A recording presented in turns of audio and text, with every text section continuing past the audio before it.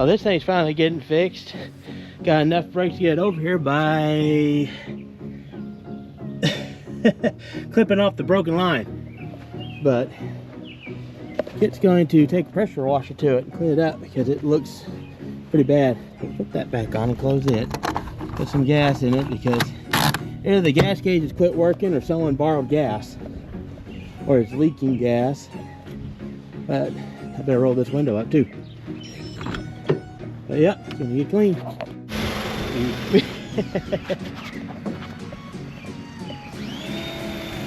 And don't know if it's that, but rainbow.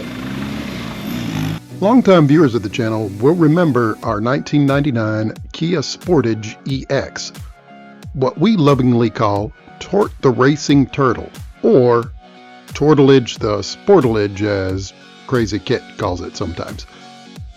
This is the very first vehicle we've ever had on the channel, and this thing has seen some things. We've replaced shocks, we've replaced bearings, we fixed the exhaust, and now we're finally getting around to doing the fan clutch today, the brake line next week, and maybe, just maybe, getting it back on the road.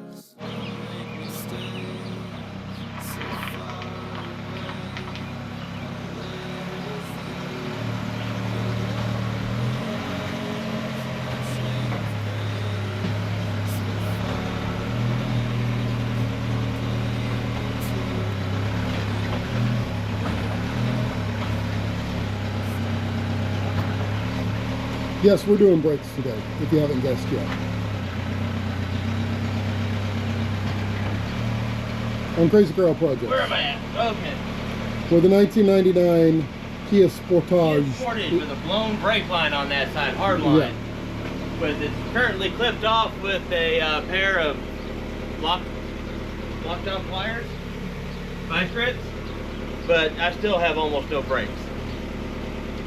So I've got the low range 2-wheel drive and it's using neutral and brakes and handbrake and everything else. But the handbrake's almost done too. So I think I'm finally in a good spot. Yeah, you're about right. So today, we finally get back to the 99 Kia. It popped a brake line last year and I had the Subaru in the way the whole time, so it's been sitting. Things I'm gonna have to do, I'm gonna have to fix this line. It's all cracked up and it's sucking air. I think what I'm gonna do is wash this good and then flex seal it very well. That way it'll still bend, because I don't think I'm gonna find a replacement. I've got to cut the hard line for this side back in here, which is gonna be fun because it's back there by the fuel filter, which I may have to remove to get to it. Take battery and the battery tray out, and yeah, it's gonna be fun. But I'm gonna have to splice it, which is the really small stuff, so I better make sure I bought the right line, because I think I may have too big a line. But that, and then the clutch, it still has a mechanical engine fan. The clutch has failed, so it's overheating when you're idling in warm weather, because the fan doesn't spin right because clutch isn't engaging. So that's, well, disengaging, I should say. So that's the repair lineup for this to get it back on and going. The hood is now in service position, as you can tell. Alright, now we begin the dismantle process. I've got to take all this stuff off and take this cowling off to get to, and probably this hose to get to the fan. I've got to take the battery plate, and hopefully not the fuel filter, but possibly the fuel filter to get to that line. What size is that? 10 millimeter. Most stuff on here is 10 millimeter or 12 millimeter or 8 millimeters. So I think there's a couple of 14 millimeters. It's always nice when you can actually use just a basic socket set to disassemble an engine instead of having to buy huge amounts of specialty tools. True, but it is the one you're going to use the most is the 10 millimeter, which is the thing that vanishes perpetually. I know I have probably 24 10 millimeters. I can find 3. Alright, working on removing the air box and loosen all this stuff. These down, there's 3 bolts. These, I think it's just 3 bolts that holds the air box into the fender. And these are 12mm bolts.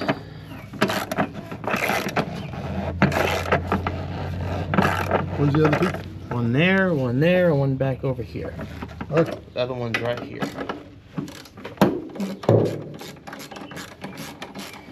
And I think it's just the 3 of them. Then I should be able to lift this whole assembly out. Yep. By the way, that sound you're hearing is his dash cam, which amazingly still works.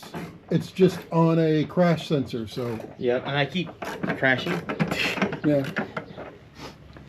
The battery will be disconnected here shortly, so. Yeah. Every time it jostles, it jingles. It's out! It's out. Or it's a weird new plastic animal. Yeah, you remove, there was another bolt that holds this diagnostic thing on, and this has one of these pull clips.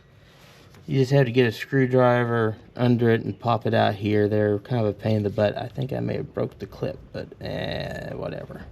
It's literally 25 years old at this point. I think it'll be all right. Yeah.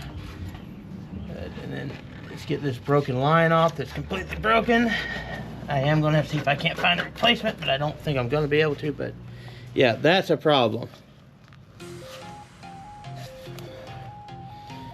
So hopefully I can find a replacement. If not, I'm going to have to try to repair this, which is going to be interesting. As normal, my projects are getting longer. I'm just getting to where I can get the stuff, and it's already increased in scope. Fan shroud, then I realized fan shroud is one piece, and there's no way to remove the fan shroud without removing the fan. You have to remove the you have to disconnect the fan shroud to remove the radiator. But yeah, so I'm just going to have to try to get these bolts off and get this fan out, the new one in, without removing this fan shroud. That's going to be fun. I had to use a pair of lock joints to grab this one bolt on this fan because it was just too stripped, and now I can't get my finger in there to unlock it, so I'm going to use a wrench and some leverage and pop it that way, and then try not to get my hand stuck. And it's always great when you punch a hole in a glove and you realize it's full of water. It's warm. Water, so you can see my air quotes. It's warm today. Yes. You know, some people call that sweat. It's water, it's just salty. Another trick to break the bolts loose is do this, wedge it, and that gives you leverage so you can leverage against it and get that other one off. You can do the same thing if you gotta tighten stuff to a certain torque and it starts spinning. So, well, at least I finally got all those bolts off. I don't think I've seen you use this once as an actual screwdriver. Usually it's a pry bar or lever for you. It also works as a stethoscope and a chisel. I'm glad you're not my doctor. The challenge of the inanimate. Now I gotta figure out how to get this out. Let's see if I can pull this pulley out. Maybe get it out of the way, it'll be a little easier. Then I got some more clearance. Up and over. No, don't hold. Come on. Get grief. The challenge of the inanimate. Maybe if I can get it to clear the shroud down there, I can drop it down.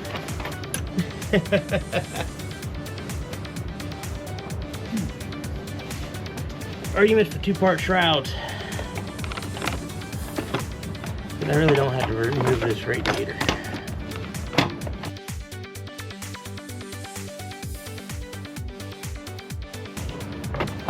Hooked a long screw down there. I know, every time it gets hooked on a screw. The struggle is real. Mm-hmm. It's stuck on the screw again. Okay. I can do that and drop it down, but I can't get down past that. If I pull that shroud off down there, it's just going to get hung up in the suspension. I wonder, can I might be able to take the top of the shroud, push it back. Can't remove it, but I might be able to take it off, take it loose, drop it back, and then pull the shroud out, pull that out between it and the radiator. After lots of fighting with that bolt, because you can't get a socket in there properly, and when you use a socket, you know, low profile, once you back the bolt all the way out, it's pinned against the frame. So yeah, after lots of fighting with that, finally got it loose, and it's out. Kind of need a fan. That fan's awful chewed up. That's actually something has chewed on the fan. Yeah. Squirrels. But heat sensitive clutch. And yeah. How does that thing work? This is hooked to pulley and near the radiator. As the radiator heats up and the engine heats up, this heats up. And you see the spring? The spring heats up and it locks in the clutch so that this spins with the pulley going to the water pump on this one, I believe, and it will lock that fan so it spins with the engine. And the warmer it is, the more it locks up, so the more spin you get. This helps regulate engine temperature. A lot of people replace these with electric fans. I may end up replacing this with an electric fan, but I'm going to try replacing it with a clutch fan to start with.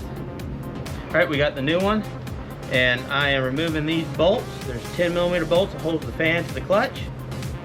Just loosen them up and removing them, and I'll put that on. And this all gets reassembled, and I'll have to feed that through there again and put the pulley on, and yeah, all that over again. Take the opportunity to clean all this junk out of it.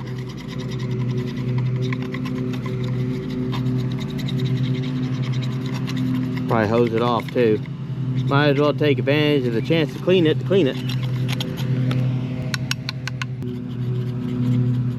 Not like it won't be packed with dust again with my job. Yeah, I don't know what critter was chewing on this, but some critter's been chewing on this. I sense a new fan in your future. I sense replacing it with electric. New one's all on, see it bolted up. One thing you will notice, remember how quickly this was turning? Now it's got a lot of resistance. You can see that with this one, no fan. There's no real resistance anymore. The clutch is gone. It shouldn't do that. It should knock it out of my hands. I wouldn't expect you to try to spin it like it was a Ferris wheel or something. That's what I did with that one. I have to give it equal strength test. But this clutch actually works. Yes. So, but these things wear out. They've got clutch material in them. Over time, they just get where they don't grip anymore. Yep. And for the price of replacing the clutch and clutch pad in here, you might as well just replace the whole thing. Yeah, I don't even know if you can still buy, repair, replace, because you can take them apart to rebuild them, but they don't even take the core anymore, so I don't even know. If you have something that's impossible to get something with and you don't want to go replacing the electric, you can probably get the stuff to rebuild one of these, or buy one, take it apart and rebuild it, but they're not that expensive. Yeah. Okay. Once again, I'm saying things that don't matter. You can call me out if I'm saying something random. You have vehicles you'll never find one for, but that's the only time I ever think of wanting to rebuild. Let's get this belt back on. Yeah, let's get the pulley back in now. Belt's on. Now I gotta line it up with the bolts. Yeah, 2 strip bolts, and the stud became a bolt. But 2 strip nuts, so I was replacing them with some nylon because what I had, well, that stud gave up. So I turned that stud into a bolt. Now I'm going to try to feed it back in there. But technical difficulties. That's right. We just roll with it. Goes from being a metric nut to a standard bolt. If at first you don't succeed. Try again. Yeah, and this didn't work. I'm going to try to find, I've got a bolt that I think the same thread that I'll use. And if that doesn't work, then 3's good enough. 3 out of 4 will work. There you go. But if first you don't succeed, try again. If that doesn't work, give up. It's not where I was going with that, but sure, it works. Just trying to turn an old saying into a sarcastic joke. I think he did it for me. Oh, you know, that's one of my services I provide. You're not wearing that shirt. Nope. Doesn't mean it's not a constant. Yeah, that's true. That is just never going to tighten. Okay. So I'm backing it out and I'll put some blue thread lock on it. There you go. Okay, I got that all done. You can kind of see it there. I replaced the strip stud with a 10mm bolt, so they're still all 10mm. They're in there, they're good and tight. Everything's back together. I've got these bolts on. I've got 2 bolts underneath, one of which is an absolute nightmare. So I'll probably film the fight with it, since I didn't the first time and it was a struggle. One of those, you need to be 3-handed and a contortionist and ambidextrous. I'm only one of those. So, there we go. Okay. This one is the one that was the problem, because it's right up there. You see the lock bolt? And that's what I can't do. I can't get my hand in there. I can kind of get a finger in there, but yeah, so it's a struggle. And you can see you have hard lines, steering lines right there for the steering rack that's in the way for anything type of socket or whatever. And the tension beam, cross beam, and lines, and oh, there's all kinds of stuff in the way. So yeah, that was a struggle. This one wasn't so bad, and that's still in there. You can see the drain port. And we have the leaks, all the brake fluid from that side where it's busted. And the transfer case is puking. I have it in low range right now, so apparently it's still... Oh, I know it leaks a little bit. I think it's still a little over full. Because when I filled it up, and I think I overfilled it just a bit, so it pukes a little bit when you use it. Doing the rag and a wrench trick, ratcheting one, so I can get in there using, it's Clorox wipe. Something long enough and durable enough I can pull it out without worrying about it. So try to use that to feed it into the hole I can't reach. To be able to get in there more, I dropped the sway bar and learned. See this thing? This is the bolt that goes in it. That piece of metal there, that's supposed to be a rubber bushing. There's absolutely no rubber left. They were just floating, bouncing around in there. This is the bouncy rattling I've been hearing in this thing. I finally located the loose bolt. It's not a loose bolt. The rubber's just completely gone. So I've got bushings to add to things I've got to get for this. Alright, well, clutch is done. This was the thing that was needing done before the brakes failed. So now it'll cool. I got the fan shroud back on, so that's going to be done. I've got to figure out that line, and I've got to figure out the bushings, and I've got the brake line still to do. But I got one project finished. And you found how many? 2 new ones. So one other thing, fix one thing, find 2 things. I'll fix another thing, find 2 more things. So I'm not counting the fluid congealing down there. I knew the front end of this thing leaks. The good thing is it's still full of fluid because it's leaking. So I'll just take the English route. As long as it's bleeding, it's good. Just top it off. Yes. Quits bleeding, it means it needs more fluid. So that's it for that project. On to the next one. On to the next. And this is probably the end of this episode, so remember, like, share, subscribe, and I'll see you next time. How are we feeling tonight?